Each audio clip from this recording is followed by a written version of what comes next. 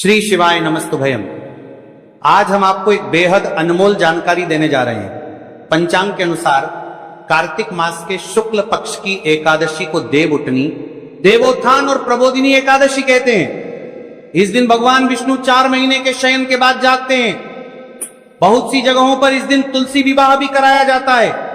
इस दिन से चतुर्मास का समापन होने के साथ ही मांगलिक कार्य भी प्रारंभ हो जाते हैं। आइए जानते हैं साल 2025 में देव उठनी एकादशी की सही तारीख, पूजा व पारण का शुभ मुहूर्त, पूजा विधि और इस दिन क्या करें क्या ना करें।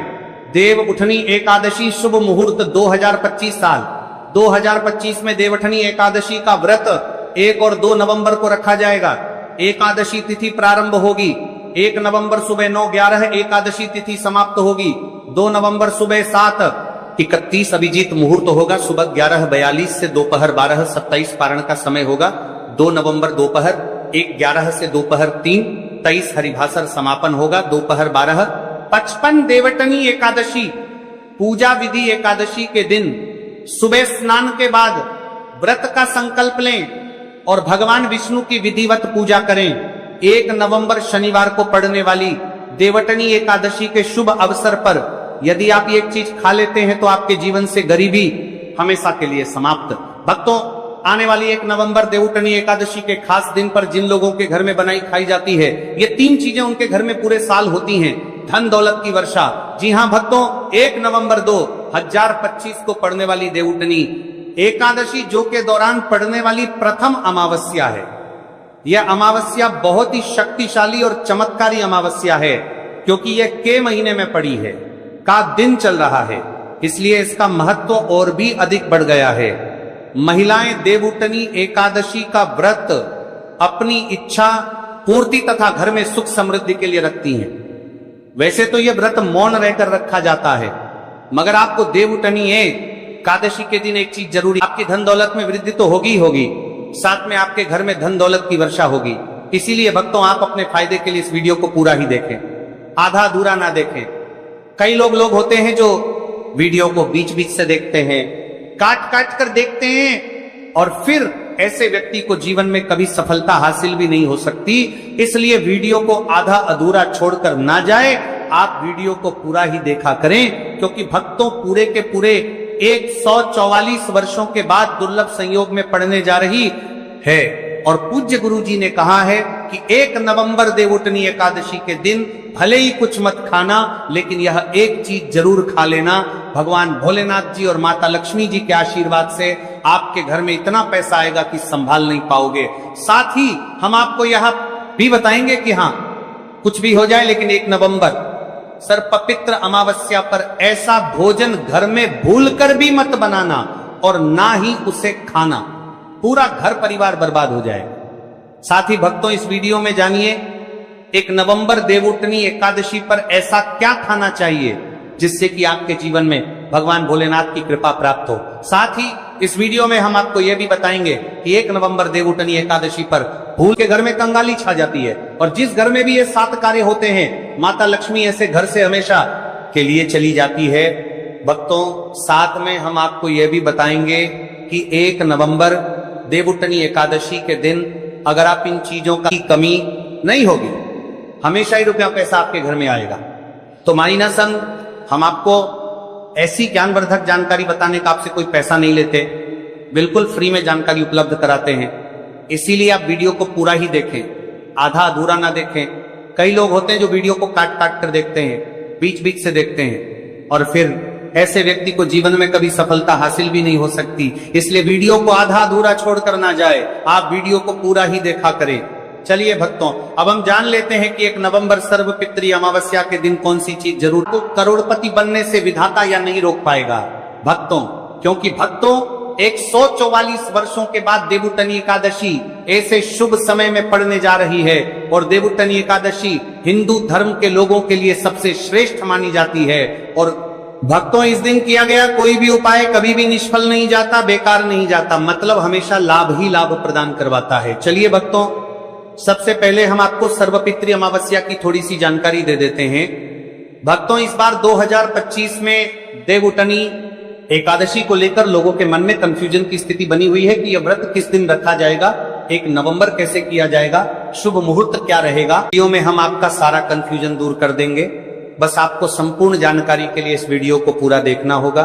और भी बहुत सारे लोगों के प्रश्न आ रहे हैं कि देवउठनी एकादशी पर हम पवित्र नदियों में स्नान नहीं कर सकते तो क्या करें, पहली बार ये व्रत कर सकते हैं या नहीं। इन सभी प्रश्नों के उत्तर आज हम इस वीडियो में जानेंगे और यह भी बताएंगे कि वो कौन सी चीज है जो हमें 1 नवंबर सर्वपितृ अमावस्या के दिन जरूर ही खा लेनी चाहिए। अगर आप ये चीज सर्वपितृ अमावस्या के दिन जे खा लेते हो तो आपको धनवान बनने से विधाता भी रोक नहीं पाएंगे। सातकारी ही भक्तों देवउठनी एकादशी है और देवउठनी एकादशी की रात तुलसी में एक चीज जरूर बांध देना चाहिए। अगर आप देवउठनी एकादशी के दिन तुलसी में ये खास चीज बांध देते हो तो माता लक्ष्मी जी की कृपा से आपके जीवन में जो गरीबी है वह सब दूर हो जाएगी। भक्तों, इसलिए वीडियो को पूरा ही देखें, आधा अधूरा ना देखें। चलिए जान लेते हैं भक्तों, प्रत्येक वर्ष वैशाख मास के कृष्ण पक्ष की अमावस्या तिथि को देवउठनी एकादशी का पावन पर्व मनाया जाता है। वर्ष 2025 में यह पर्व 1 नवंबर शनिवार को मनाया जाएगा। इस दिन श्रद्धालु पवित्र नदियों में स्नान करते हैं और दान पुण्य आदि करते हैं। इस अवसर पर पितरों के तर्पण, पिंड दान और श्राद्ध जैसे कर्म भी किए जाते हैं। देवउठनी एकादशी के दिन संगम में स्नान और दान करने का विशेष में इस समय स्तर पर को बीज बारण को बीज बारण को बीज बारण को बीज बारण इस सर्व पितरों में दान करने का विशेष में फत होता है, जिससे भगवान विष्णु की कृपा प्राप्त होती है।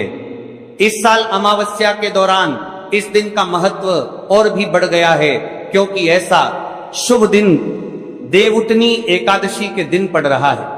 धार्मिक परंपरा के अनुसार इस दिन पितरों के लिए दीपक जलाने का विधान है। पितरों के लिए दीपक जलाना धार्मिक रूप से अत्यंत शुभ माना गया है। यह कर्म उनकी आत्मा की शांति के लिए आवश्यक होता है और वंशजों को उनके आशीर्वाद की प्राप्ति होती है।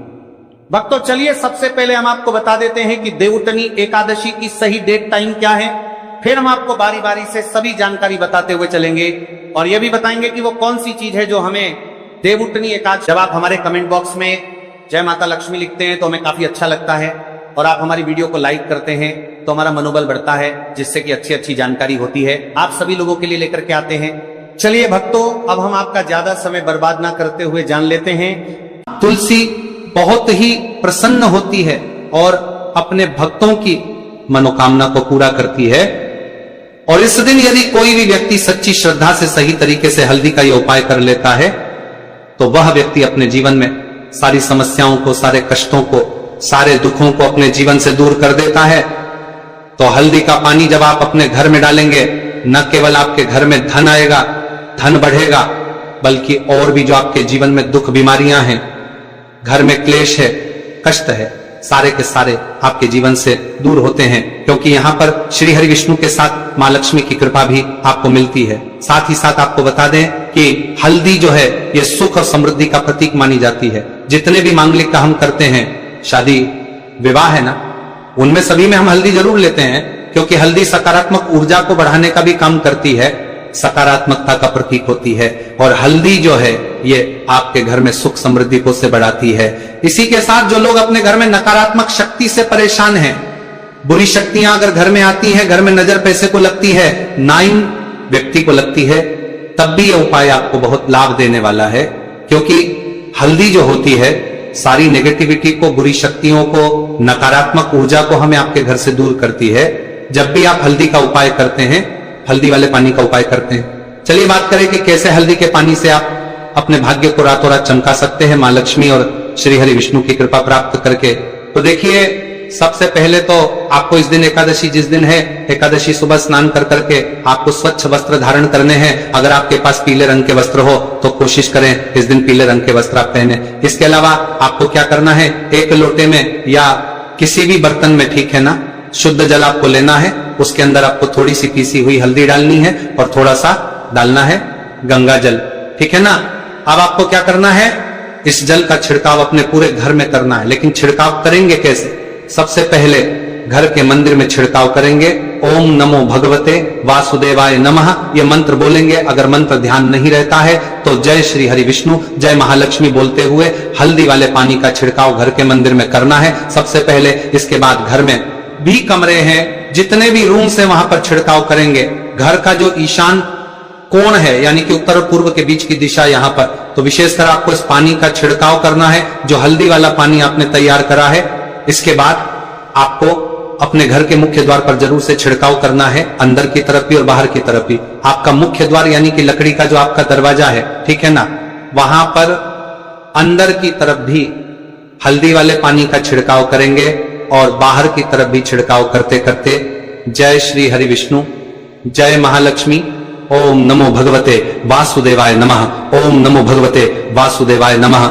इस मंत्र का जाप करते करते आपको इस हल्दी वाले पानी का पूरे घर में एकादशी वाले दिन को छिड़काव करना है। इसके बाद एक गोल बाती का दीपक तैयार करेंगे। श्री हरि विष्णु के लिए शुद्ध घी इस दीपक में भरना है और रोई की गोल बाती लगाकर देसी घी से भरकर यह दीपक तैयार करने के बाद आपको अपने घर के मंदिर में श्री हरि और मां लक्ष्मी के सामने लगाना है। ये उपाय करने से हमेशा सुख और वृद्धि में भी वृद्धि होती है और हमेशा निरंतर आपके घर में धन का जो प्रभाव है वो बना रहता है। और कभी भी आपके घर में ऐसा नहीं होता है कि आज आपके घर में पैसा है और कल नहीं है। बहुत सारे घर आपने ऐसे देखे होंगे जहां धन तो आता है लेकिन थोड़े समय के लिए, लेकिन अगर ये उपाय आप करते हैं तो स्थिर लक्ष्मी का आपके घर में वास होता है, धन का प्रवाह निरंतर घर में बढ़ता रहता है। इसी के साथ आपको बता दें कि एकादशी पर अगर आप एक चुटकी जल में हल्दी डालकर स्नान कर लेते हैं तो सौभाग्य की आपको प्राप्ति होती है। जो लोग कहते हैं कि भाग्य का साथ नहीं मिलता है, भाग्य में दुख लिखा है, कष्ट लिखे हैं, हमारे तो भाग्य में ही निर्धनता लिखी है। जिनको ऐसी समस्याएं हैं कि हाथ में पैसा नहीं आता है और अगर आता है तो हाथ में रुकता नहीं है या धन आने का रास्ता ही आपको नहीं मिल पाता है। आप बहुत कोशिश करते हैं कि धन कैसे प्राप्त करना है, लेकिन धन आप प्राप्त नहीं कर पाते हैं, मां लक्ष्मी की कृपा आपको नहीं मिल पा रही है, तो हल्दी डालकर स्नान कर लें। आप इस दिन बहुत ज्यादा लाभ इससे होगा, क्योंकि इस उपाय को जब आप करते हैं आपकी कुंडली में गुरु की बृहस्पति की स्थिति बहुत मजबूत हो जाती है, जिसके बाद अधिक से अधिक धनवान आप बनते हैं। तो जो लोग अपनी कुंडली में गुरु को मजबूत रखते हैं वह व्यक्ति ही अपने जीवन में महाधनी बनते हैं। हल्दी डालकर स्नान करने से एक लाभ यह भी आपको मिलता है कि आपके आसपास हमेशा पॉजिटिव और सकारात्मक ऊर्जा बनी रहती है। बुरी शक्तियां, नेगेटिव एनर्जी, नजर दोष आपसे हमेशा दूर रहती है। आप देखिए किसी को नजर लग जाती है तो वह व्यक्ति बहुत जल्दी बीमार पड़ जाता है, जीवन में उसे बहुत ज्यादा कष्टों का सामना करना पड़ता है, धन हाथ में आकर चला जाता है। तो इसीलिए हल्दी डालकर स्नान करना ना भूलें। हल्दी डालकर अगर आपके घर में बहुत धन संपदा की कमी है तो शुक्रवार हल्दी डालकर स्नान करना आप स्टार्ट कर दें और फिर देखें थोड़े समय में ही आपको कैसे अपने भाग्य का साथ मिलता है। तो जिन्हें भाग्य का साथ मिलता है उन्हें अपने जीवन में सब कुछ बहुत आसानी से मिल जाता है। एक उपाय इस दिन आपको और करना है, हल्दी से ही जुड़ा हुआ है। इस उपाय को करने से कभी भी धन की जो तिजोरी है ना आपकी, वो धन से खाली नहीं होती है। तो जो लोग चाहते हैं ना कि धन की तिजोरी हमेशा धन से भरी रहे और उसमें धन रहे, तो देखिए बहुत छोटा सा उपाय है, हल्दी का ही उपाय है और आपको ये इस दिन करना है। थोड़ी सी पीसी हुई हल्दी लेंगे, शुद्ध जल इसमें डालेंगे और इसका गाढ़ा गाढ़ा पेस्ट घोल आपको बना लेना है। अब हल्दी का स्वास्तिक आपको एक अपने घर में बनाना है। तो जहां भी आप अपने घर में धन रखते हैं, अपना रुपया पैसा रखते हैं, चाहे तो आप अलमारी में रखते हैं, किसी बक्से में रखते